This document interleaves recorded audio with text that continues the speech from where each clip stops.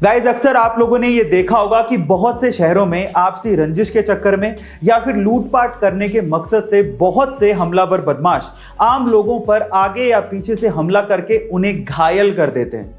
देखिए, अचानक से होने वाले इन हमलों को हम लोग रोक तो नहीं सकते, लेकिन उनसे अपने आप को प्रोटेक्ट जरूर कर सकते हैं। कैसे, मैं आपको बताता हूं। क्योंकि आ गई एक ऐसी टेक्नोलॉजी जिसमें कुछ ऐसे क्लोथ आर्मर्स तैयार किए गए हैं जिन पे इन धारदार हथियारों का कोई फर्क ही नहीं पड़ता है। जरा देखिए।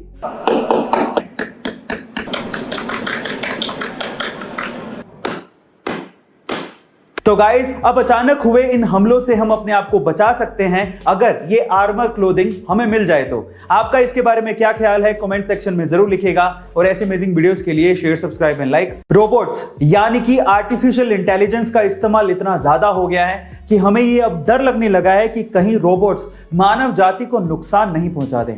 और उसके बहुत सारे एग्जाम्पल्स देखे भी गए हैं। सन 2011 में वैज्ञानिकों ने एक रोबोट बनाया था, और जब उस रोबोट से पूछा गया कि कहीं रोबोट मानव जाति पे राज तो नहीं करेंगे, तो रोबोट ने पता है क्या जवाब दिया? रोबोट ने कहा कि चिंता मत करो, हम तुम लोगों को चोट नहीं पहुंचाएंगे, सिर्फ कैद करके रखेंगे। जैसे ही वैज्ञानिकों ने यह बात सुनी, उन्होंने तुरंत रोबोट को बंद कर दिया, उसे तुरंत शट डाउन कर दिया। गाइस, क्या आपको भी ये लगता है कि रोबोट हमारे लिए खतरा हो सकते हैं? कमेंट सेक्शन में जरूर लिखिएगा। और ऐसे अमेजिंग वीडियोस के लिए शेयर, सब्सक्राइब एंड लाइक।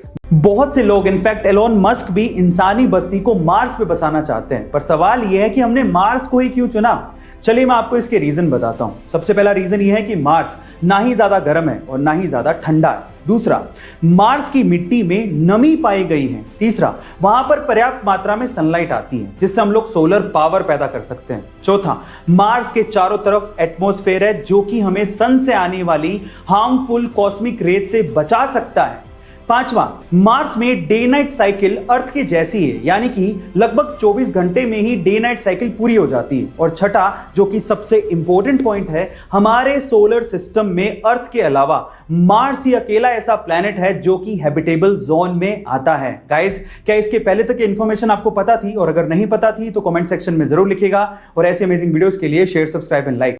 अगर आप बाइक लवर्स हैं तो आप रॉयल एनफील्ड के क्रेज से जरूर वाकिफ होंगे, लेकिन क्या आपको पता है कि जब 1993 में आइशर मोटर्स ने रॉयल एनफील्ड को खरीदा था, तब वो एक लॉस मेकिंग कंपनी थी और अगले 5 साल तक लगातार लॉस में ही रही, जिस वजह से कंपनी बंद होने की कगार पर थी और आइशर मोटर्स उसे बेचना चाहता था। लेकिन तब के एमडी सिद्धार्थ लाल, जो कि खुद बाइक्स के बहुत बड़े शौकीन थे, उन्होंने बोर्ड ऑफ डायरेक्टर से एक और चांस मांगा और उसके बाद रॉयल एनफील्ड में कुछ मॉडिफिकेशंस किए और खुद से कई 100 किलोमीटर इंडिया में रॉयल एनफील्ड से घूमे ताकि इंडिया में बाइक्स का क्रेज फिर से शुरू किया जा सके। और उसी का नतीजा है कि आज royal Enfield mid size bike के सेगमेंट में 96% मार्केट को कैप्चर किए हुए है और इसी वजह से रॉयल एनफील्ड का इतना क्रेज है। गाइस, क्या आपको इसके पहले तक ये अमेजिंग इंफॉर्मेशन पता थी? और अगर नहीं पता थी तो कमेंट सेक्शन में जरूर लिखेगा। और ऐसे अमेजिंग वीडियोस के लिए share, subscribe and like.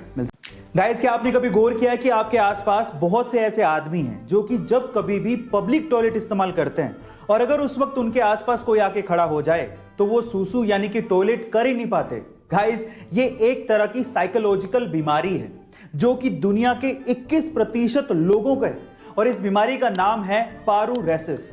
Guys, ये एक तरह का सोशल फोबिया है जिसमें वो आदमी सिर्फ अकेले में ही सुसु कर पाता है और अगर उसके आसपास कोई आके खड़ा हो जाए तो ये फोबिया इतना पावरफुल है कि वो सुसु आते हुए भी नहीं कर पाता। गाइस, क्या आपको भी पारूरेसिस है? कमेंट सेक्शन में जरूर लिखिएगा। और ऐसे अमेजिंग वीडियोस के लिए शेयर, सब्सक्राइब एंड लाइक। मिलता है अगली वीडियो में।